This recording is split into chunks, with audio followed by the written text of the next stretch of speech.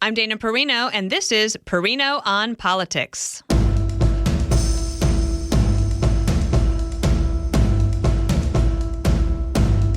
And then there were two. After placing second in the Iowa caucuses, Florida Governor Ron DeSantis is the latest candidate to drop out of the Republican primary field, throwing his support behind frontrunner former President Donald Trump.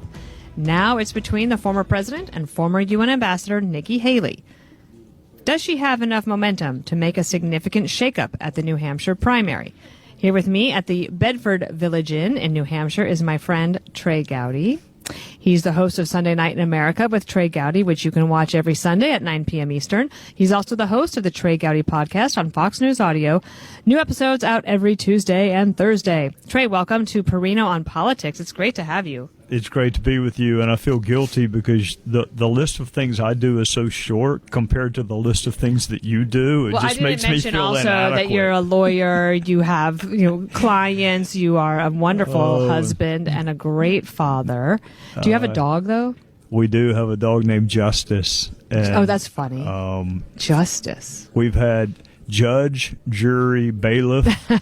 They're all in heaven, and I really do believe that dogs are in heaven. I do too. And Justice is our latest one, and I can't imagine life without a dog. Me too. When I got home from Iowa, I had one night without Percy, and then Peter and Percy came back, and just to have Percy for a night was so great. And then I said, okay, and I'll see you again when we are back from New Hampshire, because we're here at the Bedford Village Inn. By the way, did you have the Village Inn restaurant growing up? If we did, I either had been kicked out of it or you would have known. Okay, so it was a chain. Okay, it was sort of like Denny's. It's called the Village Inn, and I don't even know if they're still going. Bonewald's going to Google that for me because I can see them. The Village Inn was like the place to go, and what I loved about it was sort of like a Denny's, but maybe a little more upscale, if I do say. But you could get breakfast all day long. Oh. Right, it was one of those places. Like a Waffle House, or we have a Papa John's where you can get breakfast all day long. Papa John's? It's called Papa John's. Is it pizza? No, it is breakfast all day long. There is a Papa John's pizza, but there's also a Papa. I got my wife over to my left. I'm sure she's going to correct me and say, no, it's Papa Bob or Papa Steve. But there's a restaurant where, people who love breakfast food, they want it day long. That's right. Although when I was a kid, if I went for breakfast, if my parents took us for breakfast, but you could get a hamburger, then I would do that. Because I just wanted to be contrary. The Village Inn still exists. Okay, it's good to know because that's a great place. Orange logo, love the place. Okay, so we're here to talk about politics. Trey, we've not had this situation since I've been at Fox, and I asked Britt Hume if he's ever had this situation where you get to the New Hampshire primary and there are only two candidates left in the race. I can't remember it. I remember in 2016 because the last time I was in New Hampshire was with Marco Rubio. Tim Scott and I came with others to try to help, push or pull Marco over the finish line. And I remember the thinking being, because I had friends that supported Ted Cruz, and all the other candidates, but they keep thinking if we can just get it to be one-on-one, we'll be fine. Just one-on-one with Trump. And I never was sure that they were right about it. Well, now it's 101, and it's 101 much quicker than anybody thought it would be. The polling I see indicates DeSantis supporters go to the former president and not to Nikki. That's what it shows. And I think the other thing that has happened, apparently, just to catch everybody up, on this podcast, we keep it real 30,000-foot level, not get too much into the nitty-gritty. Like, if we had Bill Hemmer here, he would be getting into the precinct level. Like, we don't need to do that. But overall, what Ron DeSantis said he had heard from some people is that you're our candidate, but not while Trump's in the race. And we'd love to see you in 2028. And he had a lot of money going into this race. He had the PAC money with him. And I think over time it was just pretty clear when he didn't win any of the counties in Iowa to get to New Hampshire and to think, am I just going to lose in New Hampshire and then lose again in South Carolina? He's a very competent executive and a competent governor. And he has perhaps a bright political future in front of him, but regardless, he decided to drop out, and then Nikki Haley got what she said she's wanted all along, which is to winnow the field so it gets down to two people, her and Donald Trump, and here we are. And I asked her this morning on America's Newsroom, did you get to a two-person race too late for it to make a difference? She says stay tuned, but what do you think? I sit here in amazement. I remember looking at Governor DeSantis and Casey and their children on the stage midterm night 2022. Overwhelming victory. And then for Republicans, that was not a great night. Marco did well. Yeah. Tim did well. Ron DeSantis knocked it out of the park. Tim Scott, did well. He overperformed, but the House, barely the Republicans won. The Senate, they lost some winnable races. So it seemed like November 2022, Ron was the star, and he seemed presidential on that stage.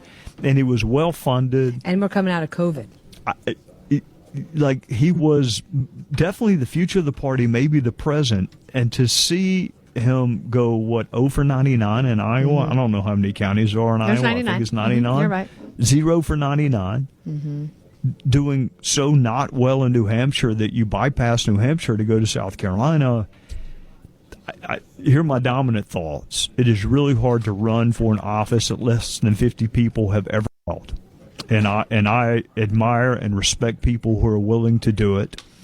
The fact that they want you to be the governor of Florida does not necessarily mean they want you to be the leader of the free world. And again, if you had told me that night that President Trump would be facing multiple felony indictments and his numbers would go up, ever since the first indictment, the numbers have gone up, wouldn't make it out of Iowa, I would have said you're crazy, and that's exactly what happened.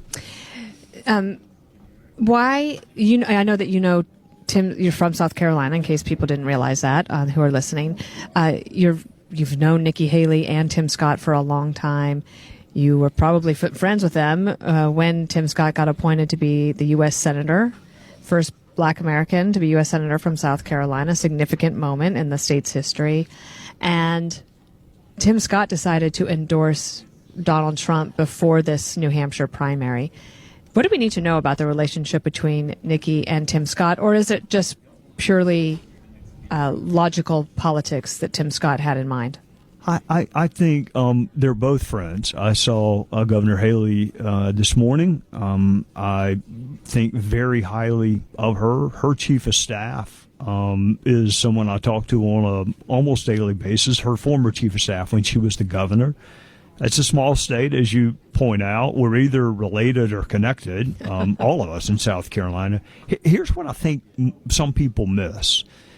Tim and Nikki never served together. Nikki was running for governor when Tim was running for Congress. Okay. So they may have been colleagues in the state house, but they weren't close. They were never in the trenches together. Well, and they, if you recall, she listed 3 names when Jim DeMint said he was leaving. Jenny Sanford, the old man that you're sitting next to, and Tim Scott. And so Tim and I would talk on a regular basis. Have you heard anything? No. Have you heard anything? There was very little interaction between then Governor Haley and then Congressman Scott.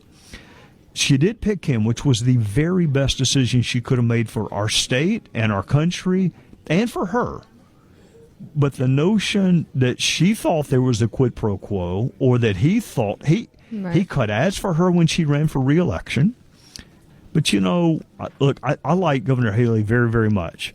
But there is a school of thought that she could have made her point in that debate without name-checking Tim. And she did name-checking. In which debate? The California debate? The debate where she was talking about the budgets that Congress is spending too much money. It got in. I think it was the California debate.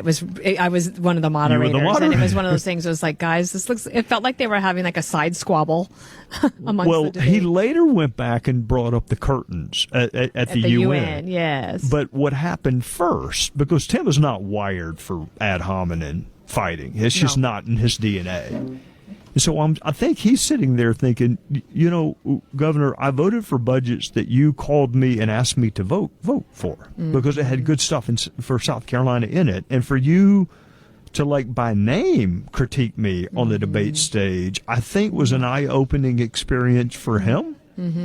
I can tell you it was never, in Tim's mind, it was never, do I endorse Trump, Haley, DeSantis. It was, do I endorse Trump or no one? I see. It was not I see. Okay. either or. So going forward, we don't know what will happen in New Hampshire. We can't predict, but the polls have been pretty accurate so far in this contest. And it looks like President Trump, if he, at 50%, maybe even more, Nikki Haley around 36%. And then just let's look forward and just assume, and to make an ass out of you and me, I'm going to assume for a moment that Trump becomes the nominee and this contest is done. So how do you think he can best unite the party? The speech he gave after Iowa, which all the networks did not cover, but you heard it and I heard it, was one of the more conciliatory speeches I've heard him give. And he can be that way privately. In fact, I'm not sure he isn't usually that way privately. If he can get the voices out of his head that tell him he's constantly in primary or feed the base mode, then I think he'll do fine in November. But at some point, the primary is over. The base has had plenty to eat. The base may even need to eat less. The speech he gave in Iowa is the kind that I think would resonate with the constituencies that he needs. And I'm mainly speaking of either single women or married college-educated women. That's the group that I think he needs. And so conciliatory, don't punch down, don't pick fights that are unnecessary. He can be successful. It depends on which, do you listen to your good angels or your not so good angels? It's interesting because he did have that speech in Iowa that was notable for its tone. But then on Truth Social, he was posting other things. But he fights on all sorts of levels and he ticks a lot of boxes for some people. I imagine that the Biden campaign right now is looking at this going, okay, this is the contest we said we wanted. If they wanted it, I think most of the country probably, if you put him on a polygraph, would say, it'd be great if we had a new generation that we could pick from, but that's not what we're going to have. Right. The polling would indicate, I think, that Ron would have maybe done better in a head-to-head. Nikki would have done better in a head-to-head. The thing about President Trump supporters, I think he was joking when he said I could shoot somebody on Fifth Avenue and get away with it. I think he was joking, but I don't think his supporters were joking. I think literally they will be with him no matter what. Well, and it's also interesting as that we mentioned the lawsuits or all the indictments and the charges against him and how his numbers have gone up from that. It's so interesting how many Democrats will look at this and say, how could they possibly vote for him? When he's under all these indictments and 91 charges, and they repeat 91 charges over and over. And I have to say, but you guys, do you understand? It's making them feel like this could happen to them, that they could be unfairly targeted in the United States, which is supposed to have a blind justice system. Which is what I wish more people would do in our country, which is instead of sitting there and ask that question, ask why. Why would people stick with someone who has been indicted multiple times?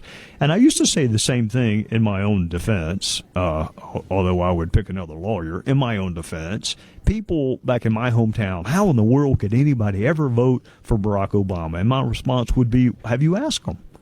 Do you know anybody in your life that voted for him? So Trump, this notion of unfairness, once you perceive that someone has been treated unfairly, lay the criminal stuff aside for a second.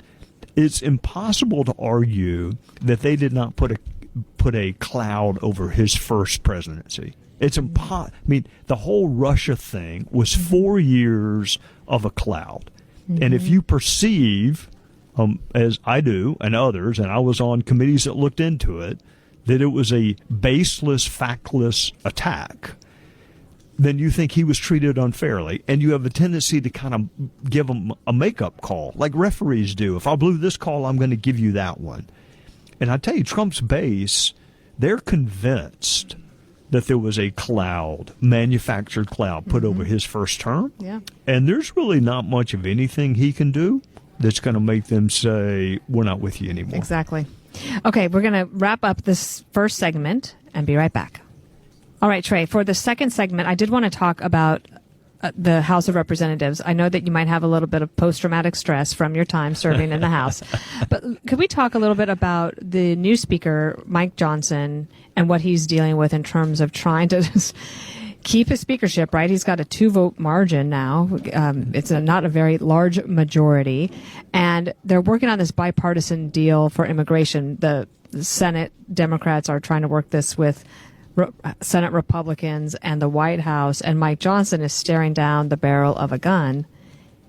What do you think happens on this issue where you have now in 2 states, Iowa and New Hampshire, voters from both parties saying the border is their number one issue? I think nothing happens. I think Wow. James Langford and others have been working really hard on it. But with one tweet or Truth Social or whatever you call it now, former President Trump is going to say, I'm not in support of this deal. I'm not sure most House members would be supportive of it regardless. You know, the Senate is about compromise, and let's see if they're in the minority too. The House isn't interested in that. I mean, the Republicans in the House can't even get along with one another. They can't even negotiate with one another. So the notion that they're going to negotiate with Senate Democrats, Yeah. Mike Johnson, Yeah. you know, I used to always think that being the president was third in line. Well, I mean, being Speaker of the House was third in line for the presidency. It's really first in line for the gallows. It really is. It's. I watched Boehner, I watched Paul, I watched what they did to Kevin the first time. Then I watched what they made him go through in January, and then I watched what they did to him in October. And then they couldn't pick a successor. They had no plan.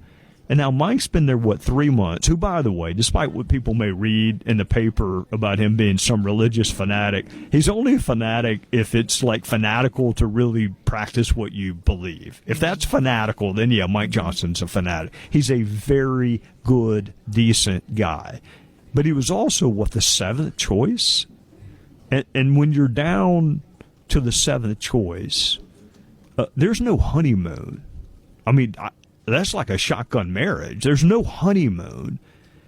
I think they're smart enough to realize, hey, we can't go get rid of another speaker, but they're bringing down their own rules. I mean, House Republicans are bringing down their own rules, which means you don't get to vote on it, and then they're complaining that we're not passing enough legislation. Anyone who thinks that is like a good job or a highly coveted job, I feel sorry for Mike. If they hold on to the majority, maybe he keeps the speakership. They're not going to vacate him between now and November. Well, that's actually something, the second part of this segment I wanted to ask you about, because you have served in Congress. What is it like to be recruited to run for Congress? And if you were to get, not you personally, but if somebody out there is getting the call and they're saying, hey, we really think you should run, we think you've got a good chance, good opportunity, how easy is it to say yes or no? And wow, thank you so much, but no thank you, that's not happening. I think most people that are in Congress would tell you that it is not a very good job.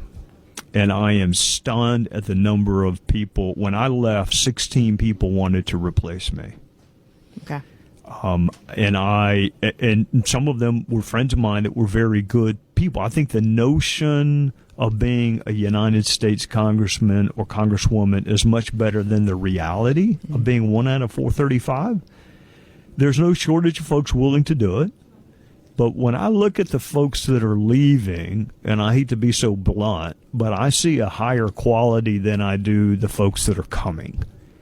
And it makes me, now, if you want to be the governor or you want to be in the U.S. Senate, I understand running. If you think being 1 of 435, when you may possibly be in the minority, is a good way to make a living, and you're the least popular group and you're never going to get a pay raise, if you think that's a good job, I've had a lot of jobs in my life, including bagging groceries and delivering newspapers. Being in Congress ranks down right there with getting up at 4 a.m. and delivering newspapers in the rain. Wow. There is a school of thought and a little bit of a movement, though it's quiet. And having been a Hill staffer myself, let me ask you, this is when I got paid $18,000 a year, I think, when I first started. You were worth more, by the way. Yeah, absolutely. I'm kidding. But there is a movement and a calling that says that in order to keep good talent, either in the Congress or the staff's super important, they do a lot of work. Do you think they should get a pay raise? I think the staffer, I don't know how young people survive on their salaries. I still have, my scheduler still is with me. She still works with me. And we had, coworkers living multiple people to a house. Oh, yeah. D.C. is a very expensive place to live. And for some of them, it is for nothing more than the right to pick up the phone and hear how stupid your boss is. I mean, that is your job. And to give Capitol Hill tours, which I love that. Capitol Hill I love giving a tours Capitol tour. For people who it got don't me out of the call office. ahead, who don't call ahead, who just assume there's nothing else going on. And for the members, I talk to John Ratcliffe all the time. Ratcliffe and I, we're on multiple committees. So you wake up in the morning, you start going from committee to committee to committee. You have to ask questions and be expected to be prepared, and then you get interrupted with floor votes. Anyone who says it's glamorous and you're going to meet like the Halle Berrys of the world, I never did. I never went to any of these glamorous parties that people talk about. It is hard work if you do it the right way. If you want to make a difference, anybody out there that wants to make a difference in life, go teach, is what I tell them. Teach people to do something they can't do, but don't go be one of 435 people. Spoken from somebody who has the experience of having done it. And I like it when you're blunt. Well, that's a sure sign I'm never running again when you're blunt. I know exactly. That's why I always, whenever I get a picture taken, if I have a drink in my hand, they're like, "Do you want to put your drink down?" Absolutely not. I want people to think I'm a raging alcoholic, so I can never run for office. All right, we'll be right back with more Perino on Politics next. All right, Trey, segment 3 here on Perino on Politics. I like to ask people what they think is the most pressing problem in their life that they're dealing with. But in this case, I would like to ask you, what do you think are the 3 most pressing problems in front of the federal government right now? Well, I think fundamentally having some debate civilized on the role / size / scope of government. We have never had a consensus. I mean, in other words, conservatives used to look to themselves or the state for the solutions and not to the federal government, whereas progressives look to the federal government. That used to be the debate. That's not a slight. That was the debate. I mean, if you said, Trey, you get one question to find out whether somebody is conservative or progressive, I would say, what is the role of government? That would be my one question to them. So we haven't sorted that out. Okay. I am very worried about the state of politics and that it is winning is the only thing that matters. Nothing else matters. It doesn't matter how you malign someone else. It doesn't matter if the critique is appropriate or not appropriate.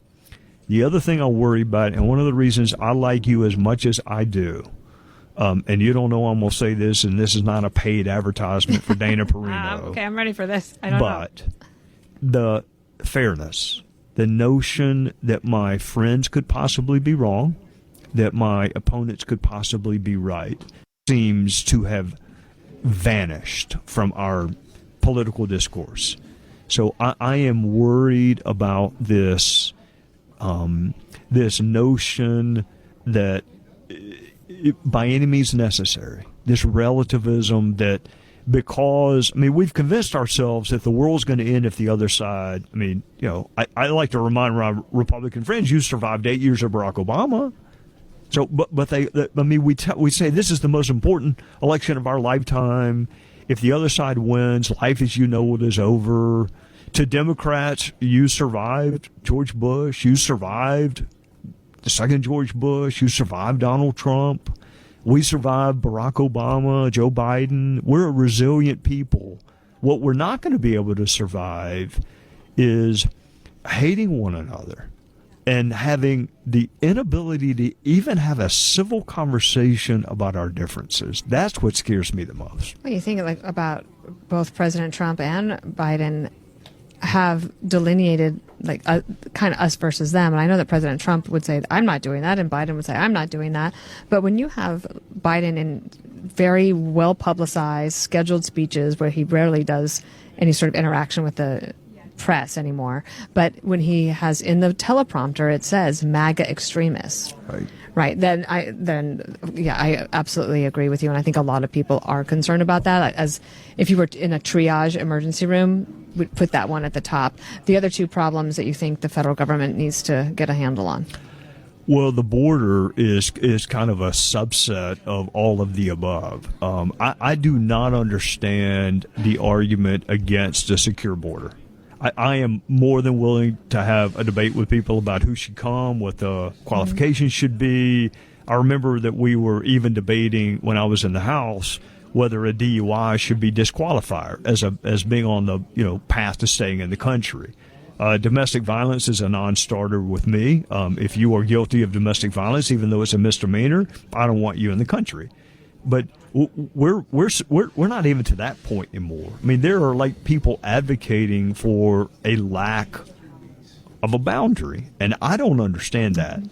So if we're that far apart, somebody wrote a book once, I guess Men Are From Mars and Women Are From Venus, you are better read than I am, but it was something like that. We can't even agree that border security is a fundamental. Then I don't know how you're ever going to get immigration done. Right. The third thing is that we're just not honest when it comes to our fiscal state. Right. We are $30 trillion in debt. The main drivers of the debt are apparently off limits for people to talk about. Right. And so, I mean, we're talking about cutting, let's cut foreign aid to Ecuador. Okay. I mean, I like Ecuador, but if you want to cut foreign aid to Ecuador, that's fine. That's a teaspoon in the Pacific Ocean in terms of money. But they will not talk about Medicare. They will not talk about Medicaid. They will not talk about Social Security because they think it's a political loser.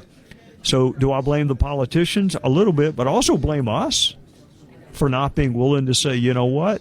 Don't think I'm dumb enough to want to hear about debt and deficit without the real drivers of it. But most people don't want to talk about it. And those bills are coming due. Because whoever is president in 2028, 2032, good luck. But they'll find a way to patch it together and let the next crowd deal with it, which to me is not leadership. But that's what politics has become. We've never had such a reasonable, thoughtful genius on our show, but it's been good to have you here. Hey, so we have a quick quiz before we go, all right? From 1974 through 2016, every president has been left-handed except for one who's been right-handed. Who was he? Was it Ronald Reagan, Bill Clinton, or George W. Bush? Golly Moses. I know the ones that were left-handed. I'm trying to think between... I've never played golf with George W. Bush. You said George W. Bush, right? Was one of the options, yeah. So I've never Reagan, Clinton, or Bush. 43. Usually he's into art. Usually left-handed people are more artists. Latin for left is sinister, sinistra. So wow, you're really thinking about this. I am really thinking about it. I'm going to go with which president owned part of the Texas Rangers? 43. Because when he threw the pitch, I think he threw it right-handed. There you go. It was George W. Bush. Well, you really thought that through. I'm very impressed. I got hung up on my Latin there for a second. Sinister, sinistra. My daughter is left-handed. So my wife and I are trying to figure out which, because I'll tell you this is not what you asked, but my dad was a pediatrician. Mm-hmm. So even if I have three sisters, even if one of us had been left-handed, he would have switched us to right. Because he said it's a right-handed world that you are living in. And plus, we didn't want to be bumping each other at the dinner table. So I wonder who in my family really is left-handed, but we were switched to right suppressed. Because my dad engaged in child abuse. That's what I'm really wondering. Well, you have a lot to think about. Get on with your day. Thank you so much for being on Perino on Politics. My favorite person in all of television and podcasting. I'm blushing if you can't see. I would do anything you asked me to do, Trey. so thank you. Thank you, Trey. Yes, ma'am. Listen ad-free with a Fox News Podcast Plus subscription on Apple Podcasts, and Amazon Prime members can listen to this show ad-free on the Amazon Music app.